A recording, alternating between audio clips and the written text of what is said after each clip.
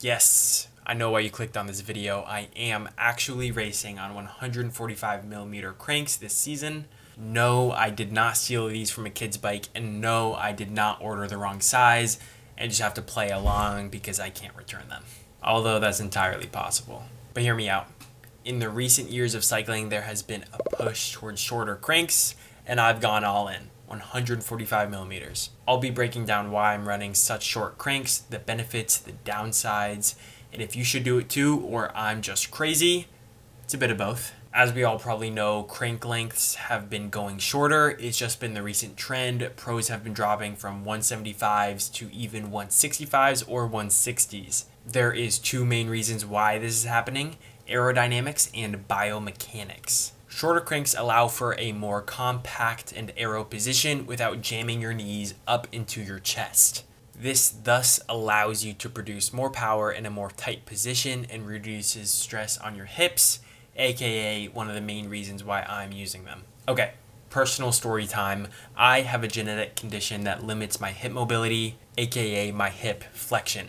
This is the angle that my hips can come close to my chest. This means that when I bring my knee up high, my hip does not like that. This prevents me from having a tight hip angle and thus prevents me from being comfortable in a super aero position, and it can really limit the power output in such a position. By using shorter cranks, my leg doesn't come up as high, thus making my hip angle slightly larger at the same aero position. This means that I can actually be comfy and put in some good power without looking like a 50-year-old with 2 hip replacements. Also, I'm 5'5" with a short inseam and long torso, so it even makes more sense when you look at it from that standpoint as well. For me, these cranks are a perfect proportion. Alright, so beyond making my life easier, what do shorter cranks actually do? What are the takeaways from this? Like I've already mentioned, they make it more comfortable in an aero position. They increase your cadence. My average cadence on endurance rides has gone up 4 to 5 RPM using these shorter cranks, and that's just to account for the lower torque that you're getting with such a short distance. You have to increase the cadence to output the same force. But as long as you're within the 80 to 100 RPM, it really does not make you more fatigued. Shorter cranks means shorter lever arms, meaning quicker leg speed. So for accelerations, this really helps.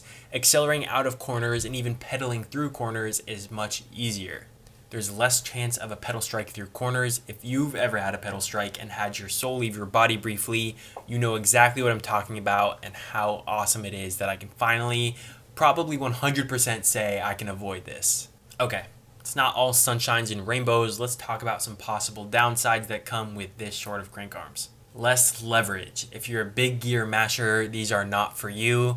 Obviously, like I've discussed before, your cadence increases a lot. So if you're more of a grinder and that 50 to 60 RPM, it definitely becomes harder with shorter cranks. Luckily for me, I've always had a pretty high cadence at VO2 max or above, so that's not a problem. It feels really weird at first as well. The first few rides, I felt like, I don't know, I was like a gerbil spinning. But I've gotten very used to it. I've probably had them for about 2 weeks now, and I'm very confident on them and can say that they have definitely improved my cycling ability. And these are not for everybody. If you don't have any hip flexion issues, I wouldn't see a reason to get these short of cranks, as you probably won't see the same benefits that I'm seeing. So, what's the verdict? Honestly, I love them.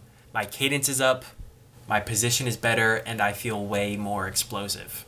Do I recommend it for everybody? Absolutely not. But if you have hip flexion issues like me, I would definitely recommend looking into them and asking your bike fitter what he thinks. Am I crazy for running these short of cranks?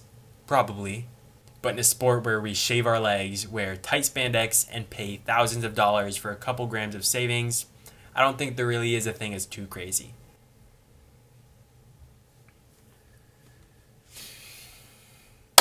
And finally, a plug from my merch, Spin and Style. Spin and Style is my own brand where I make all of the designs and source ethically.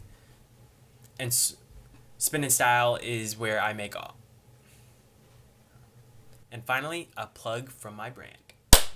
Spin and Style is my own personal merch brand. I make all the designs myself and source super high quality materials for you guys. If you are a fan of cycling apparel, whether it be stickers, shirts, phone cases, posters, I've got you covered. I have a lot of super cool designs. Most recently, I had a Valentine's Day inspired drop, so if you're riding solo on Valentine's Day, don't worry, I've got you covered with some really cool stickers and shirts. Again, that is spinandstyle.com. Anyways, back to the outro. Anyways, if you enjoyed this video, please subscribe and like, as I'm going to be doing some good vlogs for 2025. As always, happy training.